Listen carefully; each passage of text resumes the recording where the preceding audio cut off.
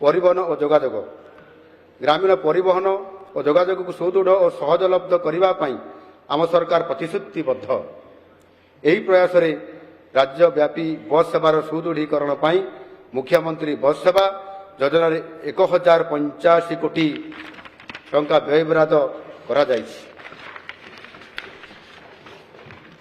सेहीपरि 133 बस स्टाण्ड प्रतिष्ठा परिचालना और रक्षणाबेक्षण अटल बस स्टाण्ड योजना रे 1266 कोटी टंका व्ययबरादर प्रस्ताव रही। यह द्वारा यात्री मान उन्नत मानर सेवा जोगे दि जाई परिवो। परिवहन क्षेत्र में महिला सुरक्षा और सशक्तिकरण आम सरकार केतेक निर्दिष्ट मार्ग में केवल महिला कर्मचारी को नहीं स्वतंत्र महिला बस चलाचल करने को निष्पत्ति नहीं। निर्धारित समय यही सेवा को आहरी संप्रसारण करा जिवो। सरकार आईआईटी मद्रास सहयोग एक व्यापक ओडिशा मेरीटाइम प्रोस्पेक्टिव प्लान योजना प्रस्तुत करिसेंती। आमे इंचुरी एवं बाहुदारे नूतन बंदर विकसित करने को योजना करुछु। जहाज निर्माण और मरामती महानदी नदीबंधर परिकल्पना करा जायछि।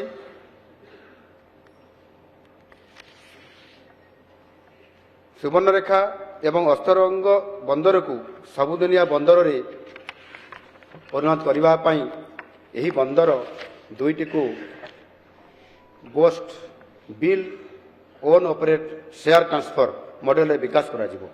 मु बंदर विकास 107 कोटी टंका व्ययबराद प्रस्ताव रखुची।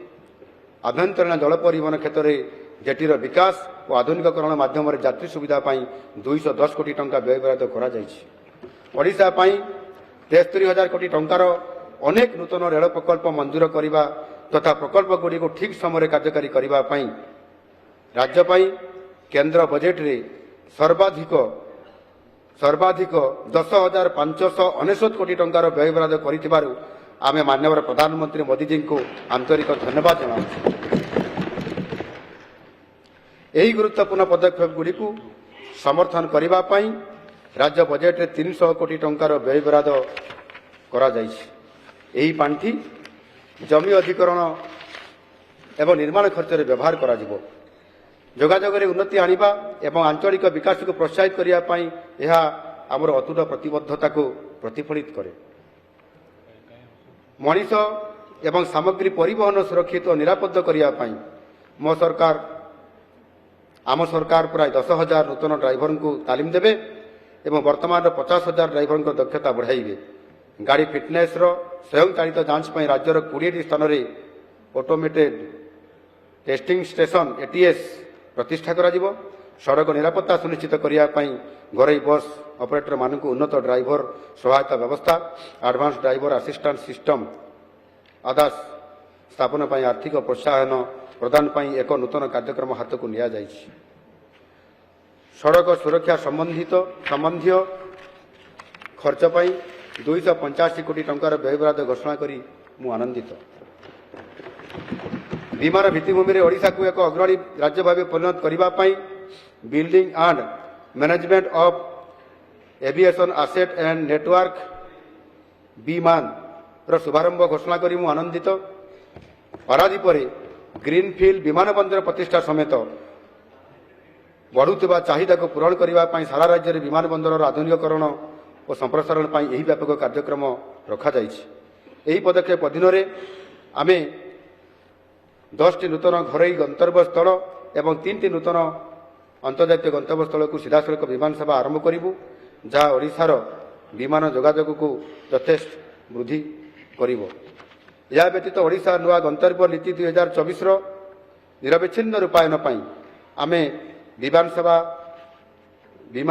परिचालना खर्च एवं राजस्व प्राप्ति मध्य आर्थिक व्यवधान को दूर करूँ। यही पदक्षेप गुड़िक एक विमान चलाचल नेटवर्क सृष्टि करने आमर प्रतिबद्धता को सूचाई थाए। यह अर्थनैतिक कार्यकलाप को समर्थन करने संगे संगे पर्यटन वाणिज्य निजुक्ति सुजोग एवं सुगम यातायात को प्रोत्साहित करिवो। ओडिशा रे विमान चलाचल भित्तिभूमिर विकास और जोगाजोग वृद्धि 382 कोटी टंकार व्ययबराद करा जायछि। शहरीकरण अभिवृद्धि एक इंजिन। ओडिशा रे शहरीकरण अन्य उन्नत राज्य मान तुलन में ଯଥେଷ୍ଟ କମ୍। ସହର ହେଉଛି ଅର୍ଥନୈତିକ ଅଭିବୃଦ୍ଧିର ଇଞ୍ଜିନ୍।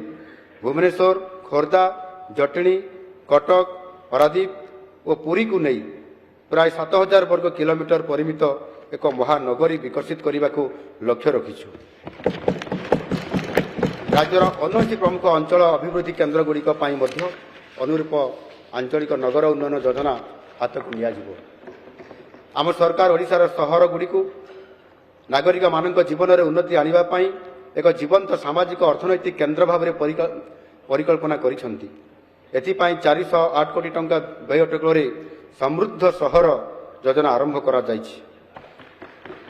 ଏହି ବ୍ୟାପକ ଯୋଜନାରେ ଓଡ଼ିଶାର ସହରାଞ୍ଚଳକୁ ଅଭିବୃଦ୍ଧିର ଇଞ୍ଜିନ୍ରେ ପରିଣତ କରିବାକୁ ଲକ୍ଷ୍ୟ ରଖାଯାଇଛି, ଯାହା ଅଭିନବତା, ପୋଷଣୀୟତା ଏବଂ ଅନ୍ତର୍ଭୁକ୍ତିକରଣ ଦ୍ୱାରା ପରିଚାଳିତ ହେବ।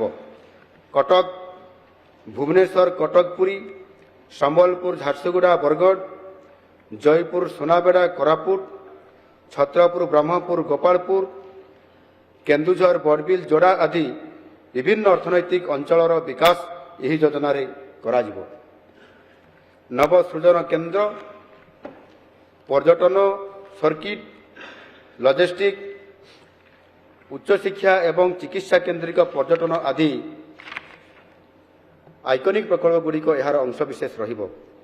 ଭୁବନେଶ୍ୱରରେ ନୂତନ ନଗର ବିକାଶ ପରିକଳ୍ପନା ନ୍ୟୁ ସିଟି ଡେଭଲପମେଣ୍ଟ ଯୋଜନାରେ ପ୍ରାରମ୍ଭିକ ଭାବେ 322 ହେକ୍ଟର ଜମିକୁ ବିକଶିତ କରାଯିବା ସହ ସେବାଶିଳ୍ପ, ସୂଚନା ପ୍ରଯୁକ୍ତିବିଦ୍ୟା ଓ ଗବେଷଣା ଓ ବିକାଶକୁ ଗୁରୁତ୍ୱ ଦେଇ ଏହାକୁ କ୍ରମେ 3,600 ହେକ୍ଟରକୁ ବୃଦ୍ଧି କରିବାର ଲକ୍ଷ୍ୟ ଧାର୍ଯ୍ୟ କରାଯାଇଛି। ଏହି ଅଭିଯାନ ଅଧୀନରେ 200 କୋଟି ଟଙ୍କା ବ୍ୟୟବରାଦ କରାଯାଇଛି। ସହରାଞ୍ଚଳର ଗୁରୁତ୍ୱପୂର୍ଣ୍ଣ ଭିତ୍ତିଭୂମି ଅଭାବକୁ ଦୂର କରିବା ଆମର ସର୍ବୋଚ୍ଚ ପ୍ରାଥମିକତା ମଧ୍ୟରେ ଅନ୍ତର୍ଭୁକ୍ତ। ଆମ ସରକାର ସମସ୍ତ ସହରର ନାଗରିକ ସୁବିଧା, ରାଜସ୍ୱ ସୃଷ୍ଟି ପାଇଁ ଭିତ୍ତିଭୂମି ପ୍ରସ୍ତୁତିକରଣ, ସହରାଞ୍ଚଳ ମଜୁରୀ ନିଯୁକ୍ତି, ଶ୍ରମ ସମୃଦ୍ଧି, ଜଳାଶୟ ଉନ୍ନୟନ, ଜଳ ସମୃଦ୍ଧି ଏବଂ ପଶୁ କଲ୍ୟାଣ, ପ୍ରାଣୀ ସମୃଦ୍ଧି ଓ ଗୃହ ନିର୍ମାଣ ନିମନ୍ତେ ଏକ ନୂତନ ଯୋଜନା ମୁଖ୍ୟମନ୍ତ୍ରୀ ସହରୀ ବିକାଶ ଯୋଜନା MSBY ଅଧୀନରେ 1,100 କୋଟି ଟଙ୍କା ଆବଣ୍ଟନର ପ୍ରାବଧାନ କରିଛନ୍ତି। ଆମ ସରକାର ସହରାଞ୍ଚଳରେ ପ୍ରଧାନମନ୍ତ୍ରୀ ଆବାସ PM ଆବାସ ଯୋଜନା ମାଧ୍ୟମରେ ସମସ୍ତଙ୍କ ପାଇଁ ସୁଲଭ ଗୃହ ନିର୍ମାଣ ନିମନ୍ତେ ସଂକଳ୍ପବଦ୍ଧ। ମୁଁ ଚଳିତ ବର୍ଷ 27,000 ଗୃହ ନିର୍ମାଣ ପାଇଁ 795 କୋଟି ଟଙ୍କା ବ୍ୟୟବରାଦ ପ୍ରସ୍ତାବ ଦେଉଛି। ଶିଳ୍ପ ଓ MSME ପାଇଁ ନିବେଶ। ମାନ୍ୟବର ବାଚସ୍ପତି ମହୋଦୟା, Utkarsh Odisha make in Odisha conclave ଓଡ଼ିଶାକୁ ପୂର୍ବାଞ୍ଚଳର ଅଗ୍ରଣୀ ପୁଞ୍ଜିନିବେଶ ସ୍ଥଳରେ ମାନ୍ୟତାକୁ ସୁଦୃଢ଼ କରିଛି। ଆମେ 20ଟି କ୍ଷେତ୍ରରେ 12,88,000 ନିଯୁକ୍ତି ସମ୍ଭାବନା ଥିବା 16,73,000 ଲକ୍ଷ କୋଟି ଟଙ୍କାର ପୁଞ୍ଜିନିବେଶ ପାଇଁ 593ଟି ପ୍ରସ୍ତାବ ପାଇଛୁ, ଯାହା ଗତ ତିନି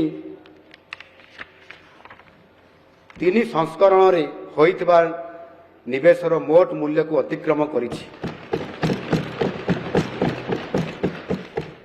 ଏହି ସମ୍ମିଳନୀ ଓଡ଼ିଶାକୁ ବିବିଧ ପୁଞ୍ଜିନିବେଶର ପ୍ରକୋଷ୍ଠ ସ୍ଥଳ ଭାବେ ସୁଦୃଢ଼ କରିଛି।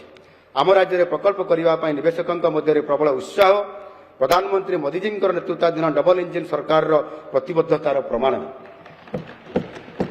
କେବଳ ଖଣିଜ ଭିତ୍ତିକ ଶିଳ୍ପ ନୁହେଁ, ଜାହାଜ ନିର୍ମାଣ ଓ ମରାମତି, ପେଟ୍ରୋକେମିକାଲ୍ସ, ଅକ୍ଷୟ ଶକ୍ତି, ସେମିକଣ୍ଡକ୍ଟର, କୃଷିଭିତ୍ତିକ ଶିଳ୍ପ ଏବଂ ପର୍ଯ୍ୟଟନ ଭଳି ଅନେକ ଆନୁଷଙ୍ଗିକ ଉଦ୍ୟୋଗରେ ମଧ୍ୟ ନିବେଶ ପ୍ରସ୍ତାବ ଦିଆଯାଇଛି।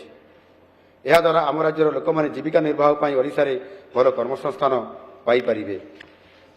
ରାଜ୍ୟ ଅର୍ଥନୀତିର ବୃଦ୍ଧି ପାଇଁ ଉତ୍ପାଦନ ଓ ସେବା କ୍ଷେତ୍ରରେ ଅଧିକରୁ ଅଧିକ ନିଯୁକ୍ତି ସୃଷ୍ଟି କରିବାକୁ ପଡ଼ିବ।